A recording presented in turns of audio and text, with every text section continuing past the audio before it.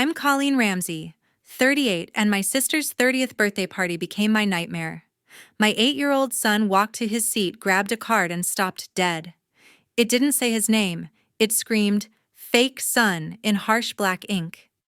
His voice broke reading it aloud, eyes begging me to fix it. The restaurant fell silent, guests staring. My sister smirked. My parents avoided my gaze. No one spoke. I wanted to confront them who dare hurt my son like this, but I stayed calm for him. I knelt, hugged him close, and said, "You're my son forever."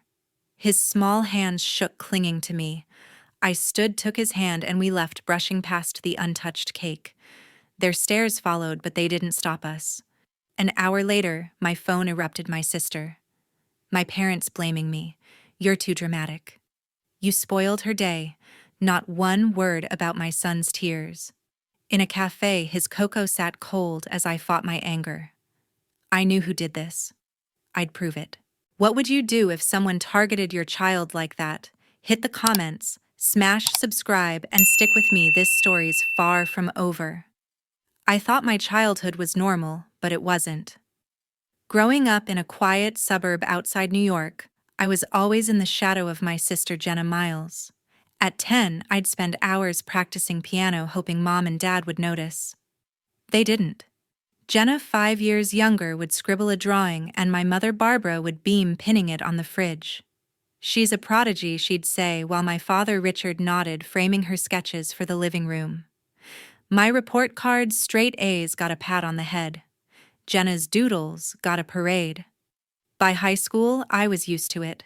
Jenna's art contests filled our house with trophies. "You'll find your thing," Colleen, Mom would say, like I was a puzzle missing a piece. I tried everything: debate club, track, even pottery, but their eyes were always on Jenna. At 16, I stopped trying to compete. I studied hard, got a scholarship, and left for college, hoping distance would dull the sting. It didn't. Every call home was about Jenna's latest painting, her gallery submissions, her bright future. College was my escape. I majored in business, worked part-time as an office assistant, and kept my head down. That's where I met my husband, Evan. He was a software engineer, all quiet confidence, fixing computers in the same building where I filed papers. One day, he caught me spilling coffee on my desk and laughed, not mocking, but warm. "Rough day?" he asked, handing me a napkin. We started talking, then dating. Evan saw me, not Jenna's shadow. He'd listen to my stories, not just nod like Dad. When I told him about my family, he squeezed my hand. "You're enough," he said. I believed him. Evan had a son, Dylan, from a previous relationship. Dylan was 3 when we met, a shy kid with big eyes who clung to Evan's leg. His biological mother had personal issues, so Evan had full custody. I fell for Dylan as hard as I fell for Evan. We'd build block towers, read bedtime stories, and I'd tuck him in when Evan worked late. "You're good at this," Evan said one night, watching me braid Dylan's shoelaces into silly patterns. I smiled, my heart full. I didn't need Mom's praise anymore. When Dylan was 4, Evan proposed. We married in a small courthouse ceremony, just us and a few friends. Mom and Dad showed up, but their smiles were tight. "You're rushing," Mom whispered. "He's got a kid," Dad added, like Dylan was baggage. I ignored them. Evan and I moved into a cozy apartment in Brooklyn, and I became Dylan's mom in every way but paperwork. I packed his lunches, cheered at his soccer games, and kissed his scraped knees. He called me Mom by 5, and I cried the first time he did. Then Evan got sick. It was fast cancer, diagnosed too late. He was 40 when he passed, leaving me and Dylan alone. I was 33, a widow and a mother to a 6-year-old who wasn't legally mine. I started the adoption process, navigating court hearings and social workers. Mom and Dad didn't help. "He's not yours," Mom said over the phone. "Why complicate things?" Dad asked. Jenna, by then, a rising artist, didn't even call. I pushed through, determined to make Dylan officially my son. The adoption wasn't final yet. Paperwork dragged on, and Dylan's biological mother still had legal rights. I didn't care. Dylan was my son no matter what anyone said. I'd sit with him at night reading his favorite dinosaur books, promising I'd never let him go. He'd hug me, whispering, "You're my mom." Those words kept me going even when my family turned their backs. Looking back, I see it clearly. My childhood taught me to fight for myself because no one else would. Jenna's spotlight never dimmed, but I found my own light with Evan and Dylan. They were my family, not the one I was born into. And now someone had tried to tear that apart. My family never saw Dylan as my son. To my mother Barbara and my father Richard, he was always that boy or her kid, never family. Growing up, I thought their coldness was just how they were distant, focused on appearances. But after I took Dylan in, I saw it for what it was: rejection. They didn't want him, and they barely wanted me, unless I fit their perfect picture. When I married, Mom called it a mistake. "You're tying yourself down," she said at the courthouse, her voice sharp. Dad just shrugged, saying he's got baggage. They meant Dylan, as if a child could be a burden. After my husband passed, their attitude hardened.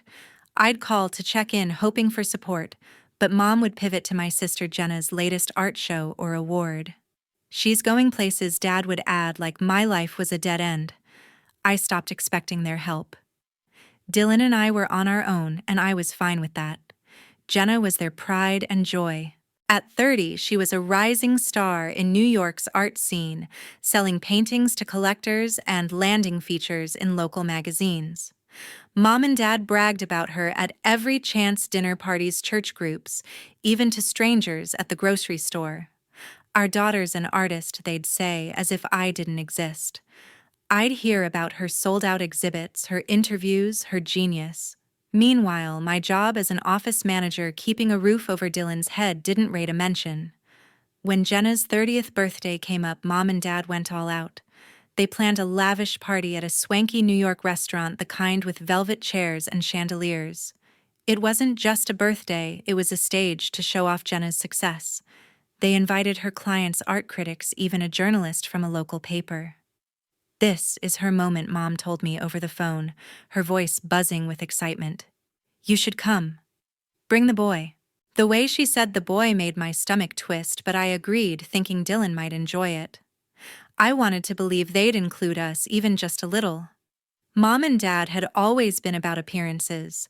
They lived in a manicured Westchester house, hosted charity galas, and networked with the right people. Jenna's art gave them something to flaunt, a way to climb the social ladder. I remembered Mom showing off Jenna's paintings to neighbors, her smile wide as they nodded in awe. When I'd mention Dylan's school projects or soccer games, she'd change the subject. "Jenna's working on a new piece," she'd say, like it was more important. Dad was no better. He'd ask about my job, then cut me off to talk about Jenna's next big sale. I tried to bridge the gap.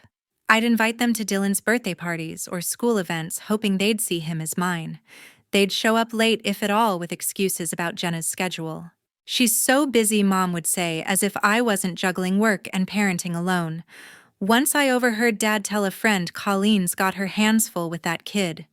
That kid, my son, who I'd raised through grief and sleepless nights, was just that kid to them. Their obsession with Jenna's party made it clear where I stood. They spent weeks planning, calling caterers, booking musicians, curating the guest list. Mom sent me a text about the dress code, like I was a guest, not family. "Make sure you look nice," she wrote. I stared at the message, feeling like an outsider in my own family. They didn't care about Dylan or me, they cared about their image, and Jenna was their ticket to shine. My sister's birthday party was a lavish spectacle.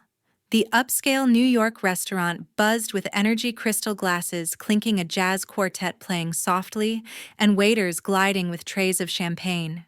My sister Jenna, turning 30, stood at the center, glowing in a sleek dress, shaking hands with art collectors and critics. My mother and father beamed, playing perfect hosts to a crowd of New York's elite. I sat with Dylan, my 8-year-old son, at a table near the back, feeling like an afterthought in their grand show. The tables had name cards, elegant and handwritten. I noticed Dylan fidgeting his small fingers tracing the edge of his card. He picked it up, squinted, and then his voice, small but clear, cut through the chatter. "Mom, what does fake son mean?" The words hit like a slap. Every head turned. The jazz faltered. I stared at the card in his hand, bold black letters glaring "fake son." Dylan's eyes locked on mine, confused hurt sparking in them. I reached for him, my heart racing. "It's nothing, buddy," I said, my voice steady despite the knot in my chest. Jenna laughed, a sharp, deliberate sound. "Oh, someone's got a sense of humor," she said loud enough for the room to hear. A few guests chuckled nervously, but most stayed silent, shifting uncomfortably. My mother shot me a look, her lips tight. "Don't make a scene, Colleen," she hissed under her breath. My father shrugged, turning to greet a guest like nothing happened. They didn't care about Dylan's trembling lip or the way he shrank in his chair. I wanted to flip the table, demand who did this. Instead, I squeezed Dylan's hand, whispering, "You're my son always." He nodded, but his eyes stayed wet. I scanned the room, my gaze landing on my old acquaintance, Bethany Cole, one of Jenna's top clients. She stood frozen, her glass halfway to her lips, her face pale. I hadn't seen Bethany in years, not since college when we shared a few classes. Now she was a big name in the art world, buying Jenna's paintings for her gallery. Her shock was raw, her eyes darting from Dylan to Jenna, then to me. "Jenna, that's not funny," Bethany said, her voice low but firm, cutting through the room's tension. Jenna rolled her eyes, tossing her hair. "Lighten up, it's just a joke," she said, smirking. A guest nearby coughed, breaking the silence, but Bethany's expression didn't soften.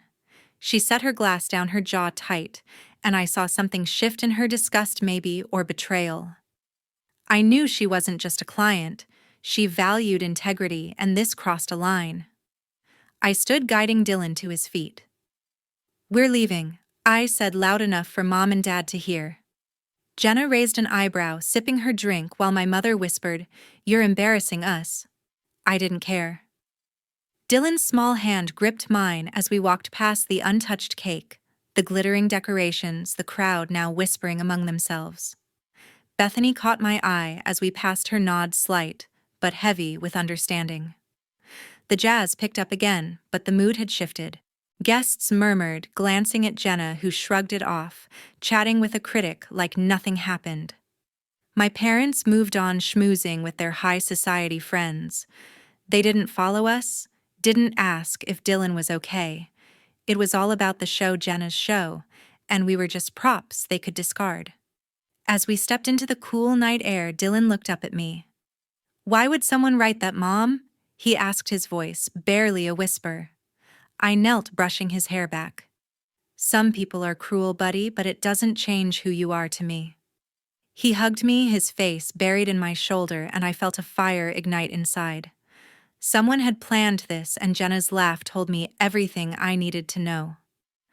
Clutching Dylan's hand, I left the party, but the real fallout was just beginning. An hour after we left, my phone wouldn't stop buzzing.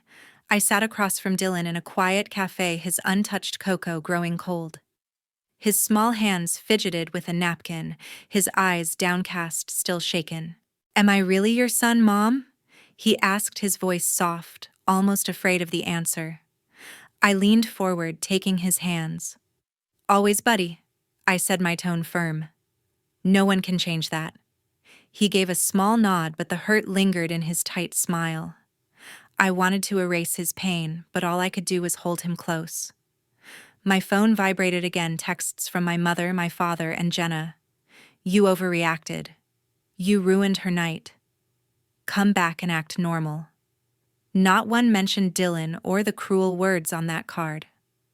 I muted the notifications, focusing on my son. We played a game of tic-tac-toe on a napkin, his giggles slowly returning. I kept my anger buried, but it simmered. Someone had targeted my son, and I needed answers. Then a new message popped up from Bethany Cole, my old acquaintance from college and Jenna's biggest client. "Colleen, we need to talk," it read. My stomach tightened. I hadn't spoken to Bethany in years, but her reaction at the party stuck with me. I called her, keeping my voice low so Dylan wouldn't hear. "What's going on?" I asked. Bethany didn't mince words. "Jenna planned it," she said, her tone sharp with disgust. "She told me before the party she wanted to put you in your place. The card was her idea." My breath caught. I'd suspected Jenna, but hearing it confirmed felt like a punch. "She thought it'd be funny," Bethany continued. "She didn't expect me to care." Bethany paused, her voice softening. "I'm sorry, Colleen. Dylan didn't deserve that." I gripped the phone, my mind racing. Jenna had always been competitive, but this was vicious. Why would she do this? I asked, more to myself than Bethany. "She's obsessed with her image," Bethany said. "You and Dylan don't fit her perfect narrative. She wanted to humiliate you." I glanced at Dylan, now doodling on the napkin, unaware. My heart ached, but my resolve hardened. Jenna had crossed a line. Bethany wasn't done. "I called her out," she said. "Right after you left, I told everyone, the critics, the collectors, what she did. I said I wouldn't work with someone who'd hurt a child for a laugh." My jaw dropped. Bethany had posted about it online too, tagging Jenna's art accounts. "Her reputation's taking a hit," Bethany added. "People are talking, and not in a good way." I could imagine Jenna's face, her carefully curated image crumbling. Part of me felt a spark of satisfaction, but it didn't erase Dylan's pain. "Thank you, Bethany," I said, my voice steady but grateful. "I didn't expect this." She sighed. "I knew you in college, Colleen. You're real. Jenna's not." I couldn't stay silent. We hung up and I sat back processing. Jenna's career depended on her reputation, and Bethany's words had weight in the art world. Critics were already pulling back, and collectors were questioning her. I didn't know how far the damage would go, but it was a start. I looked at Dylan now, sipping his cocoa, a faint smile returning. "Feeling better?" I asked. He nodded, holding up his napkin with a wonky dinosaur drawing. "For you, Mom," he said. I hugged him, my throat tight. Jenna's cruelty had hurt him, but he was still mine, and I'd protect him no matter what. My phone stayed silent now, but I knew Jenna wouldn't let this slide. She'd come for me next. The next morning, my sister stormed into my apartment. Jenna's face was red, her designer purse swinging as she slammed the door. "You let Bethany ruin me," she shouted, pointing a manicured finger. I stood in the living room, arms crossed, while Dylan played in his room out of earshot. "You did this to yourself?" I said, keeping my voice low. Jenna's eyes narrowed. "You're jealous, Colleen. Always have been. You and your fake son dragged me down." Her words stung, but I held my ground. "You hurt my son?" I said. "That's on you." Jenna paced, her heels clicking on the hardwood. "My clients are dropping me," she spat. "Bethany's post went viral. Critics won't touch me now." I didn't flinch. "You thought humiliating an 8-year-old was a joke," I said. She stopped smirking. "It was. You're just too sensitive." I wanted to scream, but I kept calm, knowing Dylan was nearby. "Get out," I said, pointing to the door. Jenna laughed, cold and sharp. "This isn't over," she said, storming out, leaving the air heavy with her threat. I sank onto the couch, my hands shaking. My phone lit up with a call from my mother. "Colleen, you've gone too far," Mom said, her voice tight. "We found Dylan's biological mother, Gina. She's willing to talk." My stomach dropped. Gina, who'd been out of Dylan's life since he was a toddler, was suddenly their weapon. "What did you do?" I asked. "We told her you're unfit," Mom said. "She deserves to know." I hung up, my heart pounding. My parents had crossed a line, dragging Gina into this to undermine me. I needed help. I called my friend Ellen, a lawyer I'd known since my office manager days. Ellen had always been steady, the kind of person who cut through chaos with clear advice. I explained everything: Jenna's confrontation, my parents' call, Gina's sudden involvement. "They're trying to scare you," Ellen said, her voice calm but firm. Gina has no legal standing unless she petitions for custody, and that's a long shot given her history. I exhaled, clinging to her words. What do? I asked. Ellen didn't hesitate. Document everything, she said. Jenna's actions, your parents' calls, any threats. Keep texts, voicemails, everything.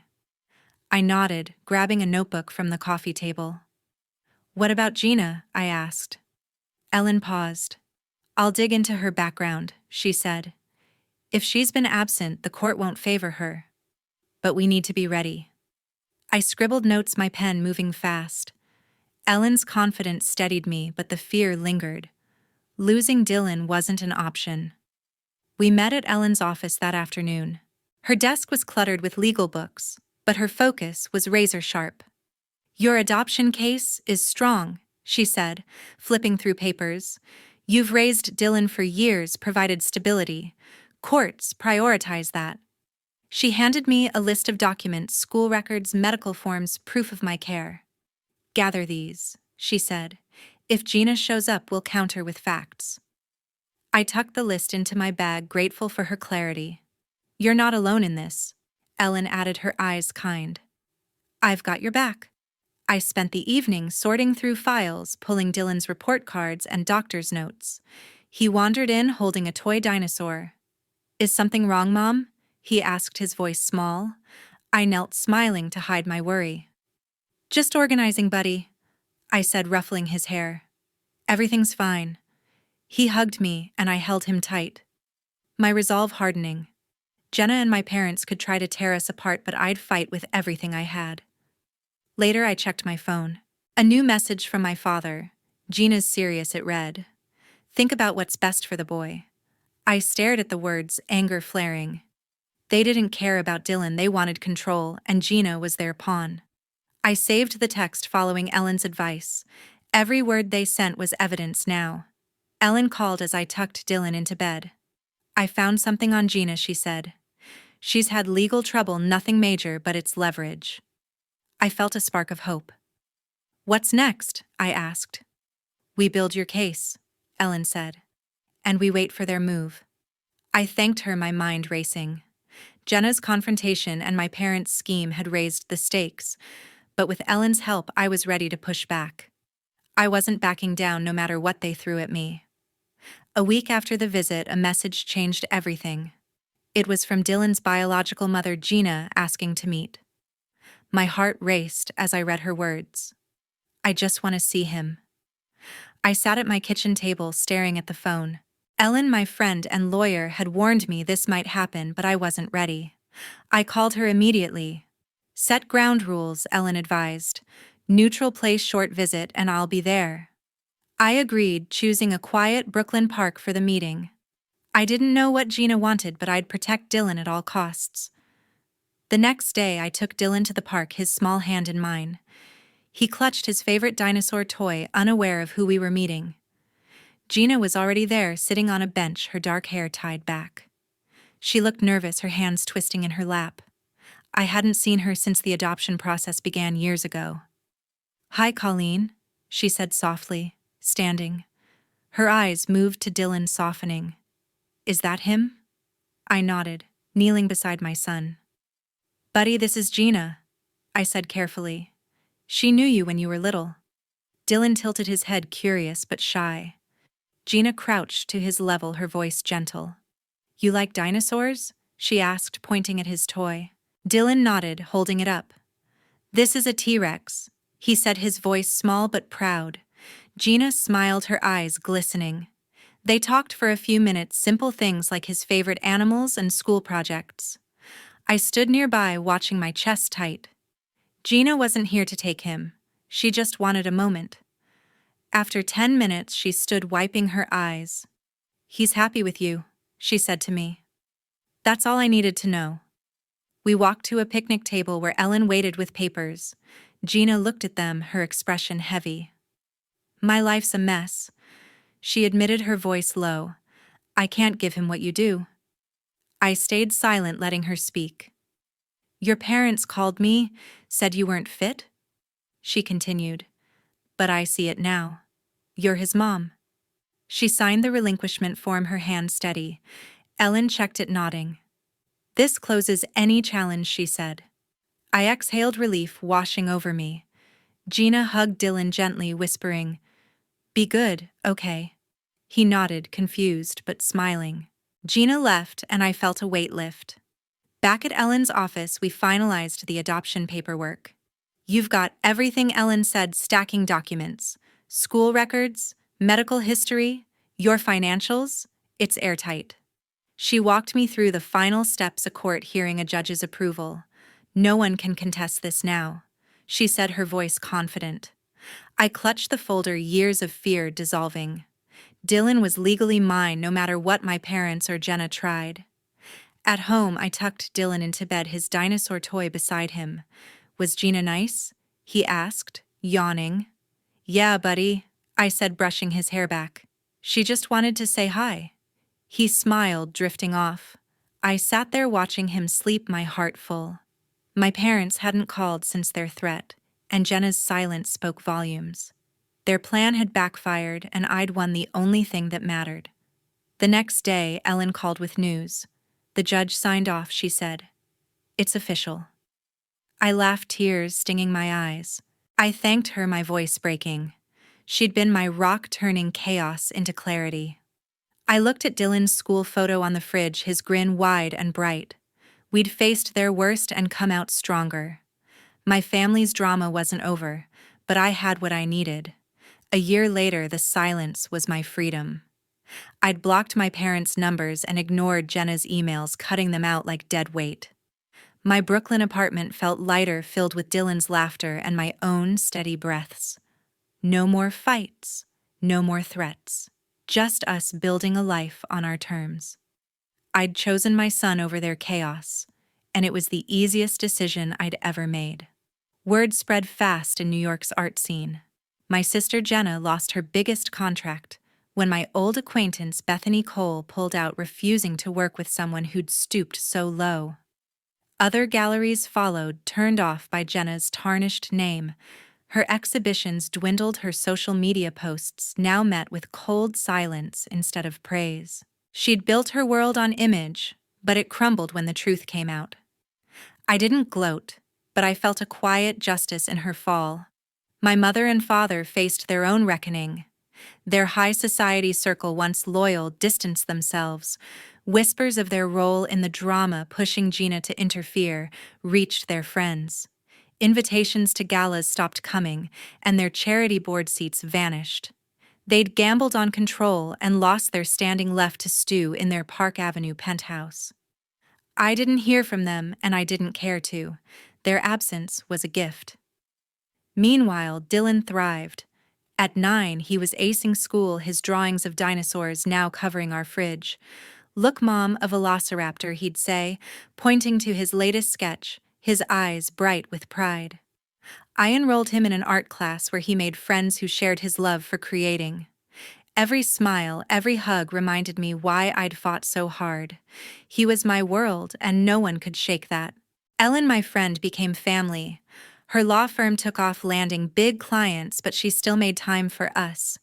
We'd meet for coffee in Brooklyn, laughing over Dylan's stories or her latest case. "You're unstoppable," she told me once, grinning over her latte. I smiled back, grateful for her support. She'd guided me through the storm, and now we were stronger for it.